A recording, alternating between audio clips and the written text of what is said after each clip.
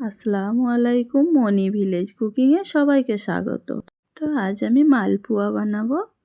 ভিডিওটি স্কিপ না করে দেখার অনুরোধ রইল। তো চলো মালপোয়ার জন্য যা যা উপকরণ লাগবে আমার।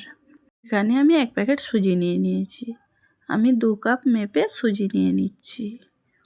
উষ্ণ গরম দুধটা আমি এর সঙ্গে অ্যাড করে দিচ্ছি যাতে সুজিটা কিছুক্ষণ ভিজে যায়। আমি 1 লিটারের মতন দুধ অ্যাড করে দিয়েছি। যেটা আমি মেপে সুজি দিয়েছিলাম সেই চামচটা মেপেই আমি 4 চামচ ময়দা অ্যাড করে দিলাম। কোচানো নারকেল দিয়ে দিলাম আর কাজু বাদামটা আধা ভাঙা করে দিয়ে দিলাম। আর দিয়ে দিলাম পানমৌরি, স্বাদ মতন লবণ। এটা মেপে আমি সুজি আর ময়দা দিয়েছি সেইটা মেপে আমি চিনি দিয়ে দিলাম। অল্প একটু খাবার সোডা দিয়ে দিলাম, দিয়ে হাত দিয়ে ভালো করে আমি মাখিয়ে নিচ্ছি। তো আমি এটা হাত দিয়ে ভালো করে মাখিয়ে নিচ্ছি। তো হাত দিয়ে না মাখালে এটা দোলা দোলা রয়ে যাবে, আর দোলা দোলা রয়ে গেলে ভালো লাগবে না। এদিকে আমি ঢেকে রেখে দিই। এরপর আমি কড়া বসিয়ে নিয়েছি। কড়া গরম করার পর আমি সাদা তেল দিয়ে দিলাম।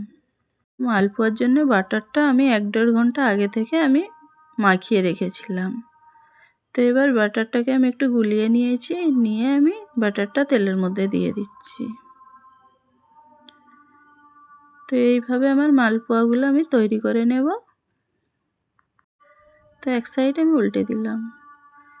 তো এইভাবে আমার মালপোয়াটা তৈরি হয়ে গেল, আমি উঠিয়ে নিলাম।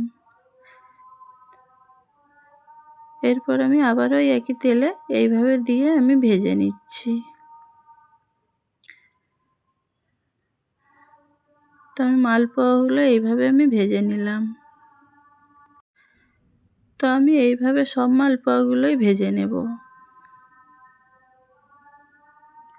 তো এক সাইড হয়ে গেছে, এবার আমি ঘুরিয়ে দিলাম। তো এইভাবে উল্টে পাল্টে আমার ভাজা হয়ে গেছে মালপোয়াটা, আমি উঠিয়ে নিলাম। তো আমি এইভাবে সব মালপোয়াগুলো আমি ভেজে নিচ্ছি।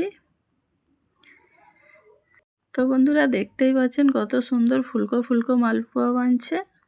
তো বন্ধুরা আমার টিপসগুলো যদি আপনারাও ফলো করেন তাহলে আপনাদেরও এইভাবে ফুলকো ফুলকো মালপোয়া বানিয়ে নিতে পারবেন। আমার ফুলকো ফুলকো মালপোয়াগুলো বেনে গেছে, এবারে আমি উঠিয়ে নিলাম। সবকটা মালপোয়া আমার তৈরি হয়ে গেছে, এবারে আমি পরিবেশন করে নিচ্ছি। তো আমি পরিবেশন করে নিয়ে চলে আসছি। তো বন্ধুরা আমার ভিডিওটি যদি আপনাদের কাজে লেগে থাকে বা ভালো লেগে থাকে তাহলে আমার চ্যানেলটিকে অবশ্যই সাবস্ক্রাইব করবেন। এতক্ষণ আমার সঙ্গে থাকার জন্য সুন্দর একটি কমেন্টস করবেন, যাতে আপনাদের কমেন্টস দেখলে আমাকেও যেন ভালো লাগে নতুন কিছু বানানোর জন্য। তো আজকের মতন সুস্থ থাকুন, ভালো থাকুন, বাই বাই, আল্লাহ হাফেজ।